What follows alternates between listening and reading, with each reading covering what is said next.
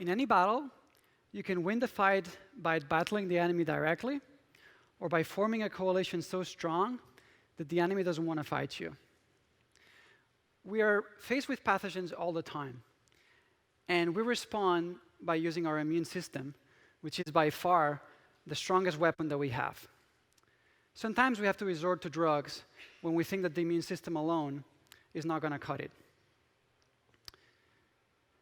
Each of you in this room has at some point, I'm sure, been sick, probably several times. And it looks like none of you are dead, so probably you fought your battles well. But does how you fight the battle matter? I want to tell you about my own experience in the battlefield. So this is the story of my wife's and I honeymoon. So my idea for a romantic honeymoon was to make my wife hike for hundreds of miles in the Himalayas, carrying a heavy backpack. And as luck would have it, while we were in the high mountains, too far from the closest hospital to even be able to walk there, we both got sick with intestinal infections. Not the ideal honeymoon situation. You have a fever, you have no energy to walk, you spend the whole day looking for a restroom, and it's just not, again, the ideal honeymoon situation.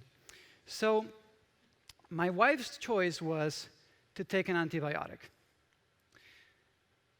When you go to a place like Nepal where there's a high risk of infection, before you leave, your primary care physician at home will prescribe for you antibiotics to take with you, so that if anything bad happens, you can pop the pill. So when faced with that situation, my wife chose to pop the pill. I, on the other hand, got sick the following day, and I decided not to take an antibiotic. And the reason I decided not to take an antibiotic was because I chose to secure an alliance with my 100 trillion bacterial friends. So with the time that I have left, I'm going to introduce you real quick to my 100 trillion bacterial friends. They are what we call our human microbiome. It's a collection of many, many organisms that live inside of us, in our intestine, in our respiratory tract, in our skin. Each one of you has a microbiome. Every plant has a microbiome. Every animal on Earth has a microbiome. In fact, it's difficult to find a place on this planet that isn't covered with microbes. They really rule the world that we live in. And in each of you, for every human cell, there are approximately 10 bacterial cells. For each human gene, approximately 100 to 150 bacterial genes. So when you think of yourselves and what it means to be a human, you shouldn't think just of a Homo sapiens. You should think of actually a mixture of human and bacterial cells, mostly bacterial cells, living together in harmony. And why does that matter? It matters because the microbiome, this collection of microbes, does very important things for your health. It helps us digest nutrients, it helps develop our immune system, and it helps us fight infections. These microbes really have an interest in our long-term survival, because if we die, they lose their habitat. They basically have to pack it up, find a new place to live. We are also interested in their health because we have now found out that there's a number of modern diseases, including certain infectious diseases that people acquire at hospitals, as well as some autoimmune diseases that are strongly associated with alterations in this microbiome. So, back to my honeymoon story. If you remember, my wife's choice was to pop the antibiotic pill. There's a good thing about that. Antibiotics usually work, and they work fast. But here's the problem. How do you kill a bad microbe if you don't know who the bad microbe is? If you don't have a diagnostic that can tell you it's this microbe and it's hiding right there, you can't use a sniper to shoot him down because you don't know where to aim. So here's what you do.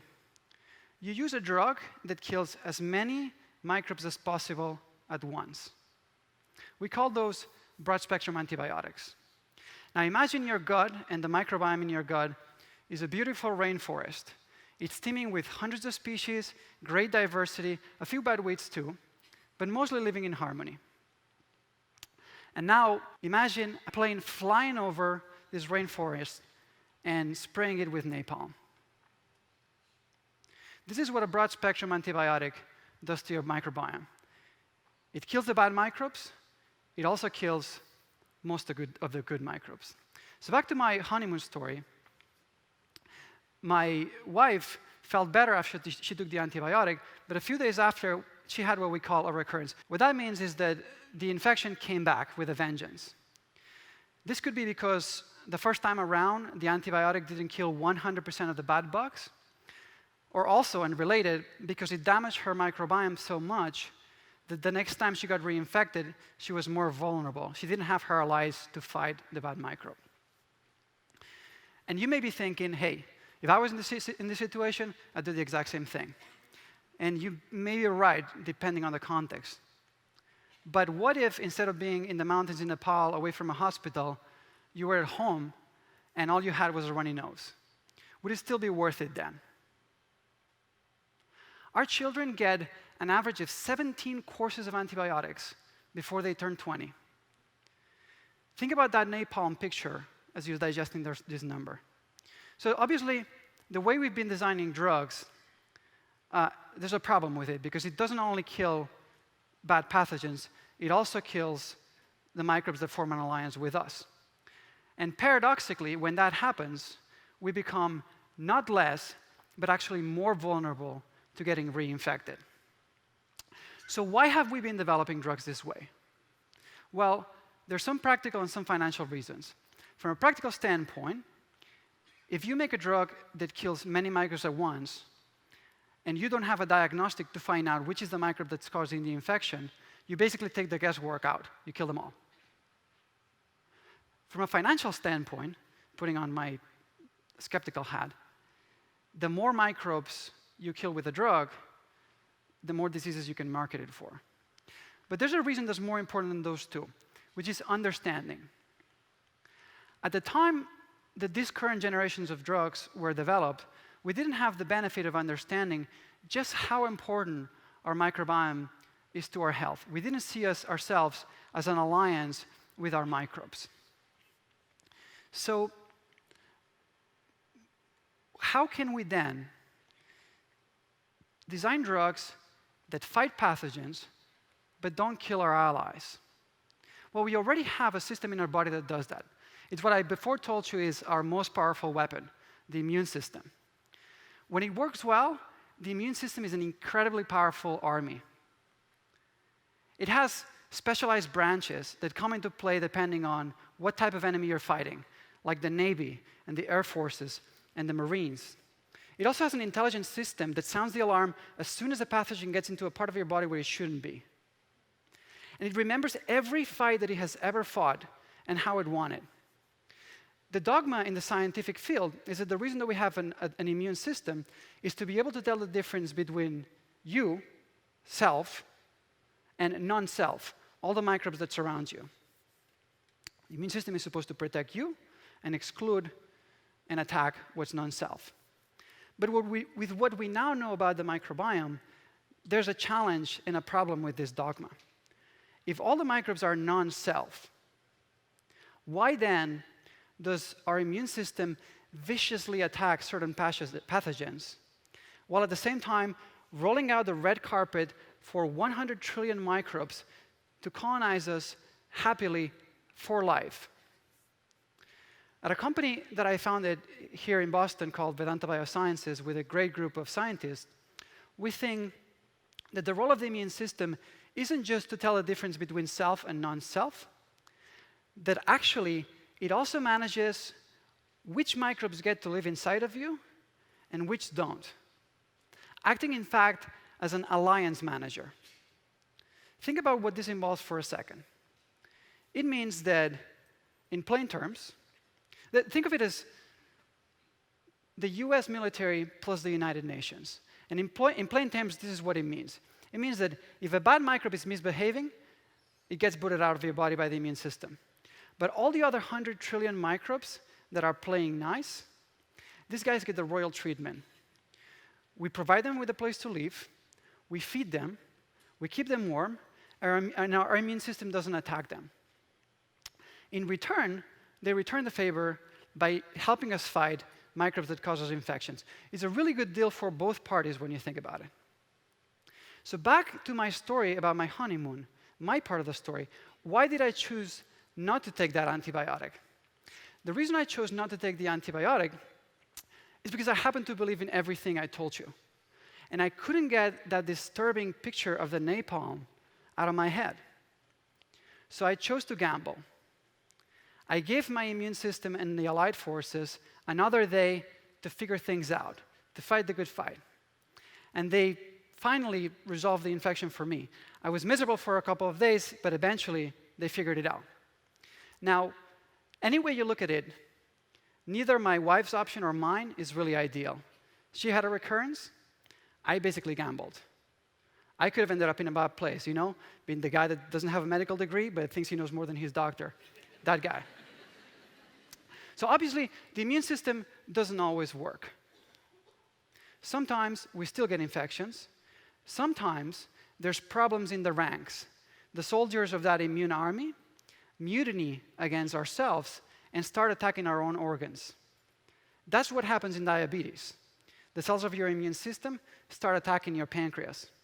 Or in multiple sclerosis, the cells of your immune system start attacking your brain. So, okay, can we then do better than either using drugs that act like napalm or crossing our fingers and hoping that the immune system is going to save the day for us? We think we absolutely can. We have to change the way we're asking questions about drug development. When we think of a human as an alliance with our microbes, it actually makes sense to develop drugs that nurture that alliance. It makes sense to change the therapeutic goal from killing a pathogen to treating a whole community. If what you want to do is kill a pathogen, the question you ask is, what is the most powerful bomb that I can build? If what you want to do is treat a community, you need to ask different questions. We think we need to ask, which are the microbes that are critical to form that alliance? How do we find them? What happens to them when we take antibiotics, and depending on what foods we eat? And what happens to us when those microbes go missing? How can we replenish them? So I want to show you one example of how at Vedanta we have developed one drug candidate asking ourselves those questions. This work originated in the laboratory of Dr. Kenya Honda in Japan. Brilliant, brilliant young scientist. He discovered a group of microbes that are key to forming that alliance with our immune system. And we now know what happens to those microbes when we take certain antibiotics. They wipe them out. We also know what happens to us. We think we know what happens to us when those microbes are missing, because we've seen that their low levels are actually strongly correlated with a higher risk for certain infectious and autoimmune diseases. So let me show you a picture of what these microbes look like. They are the blue rods here, smiling for the picture. Look at them. They're really good looking. They're like, oh, hi there. I'm just sitting on top of a human cell. Being a good citizen, you know, just chilling. This is actually what's going on. It turns out these microbes really like to eat fiber. And when we feed them fiber in our diet, they turn it into molecules that they then show to our immune system. And these molecules have an encoded message for us. And this message says something like that. It says, hey, human, our alliance is strong and healthy. Remember not to kill me. I'm the good guy. As a token of my appreciation, please take these molecules that I just made for you, use them to feed your human cells. In the meantime, we're going to be out there defending the front lines for you. You're welcome. Just like this, we think in the future we're going to have a whole new class of drugs that work in similar ways. But this drug is still in development. And you don't want to hear that it takes hundreds of millions of dollars and many, many years to develop a drug. You want to know, what can I do for my microbiome today? Know this. Most scientists in the field would actually be reluctant to give you any specific advice. They're going to say, it's too early, we need more data, and they're right. But there are some things that you can do. It's actually easier to tell you what not to do. I'm sure you've all heard about probiotics in yogurt, and you may be wondering, what can I expect from those products? Well, expect this. If you select a microbe based on how well it grows in a yogurt, you're not going to magically get a cure for a human disease. What you're going to get is a microbe that grows very well on a yogurt. So those products are safe, but they don't expect to be cured from any disease. There are, however, things that you can do with the things that you eat. A couple of things that you can do. First of all, feed your microbes well. Your diet is not going to be the cure to any disease, but as a preventive measure, is uncontroversial. There's plenty of strong support that demonstrate the benefits of diets high in fiber, fresh foods, lots of plants, low calorie density. Also, be mindful of the non-food items that you put in your body. Meaning, we need to be much more judicious of the use that we make of antibiotics. It comes down to risk-benefit. Nobody is questioning the wisdom of taking an antibiotic if you show up at a hospital with sepsis or with pneumonia. Because if you don't take it, you're going to die. But do we really need to give antibiotics to our children every time they have a runny nose?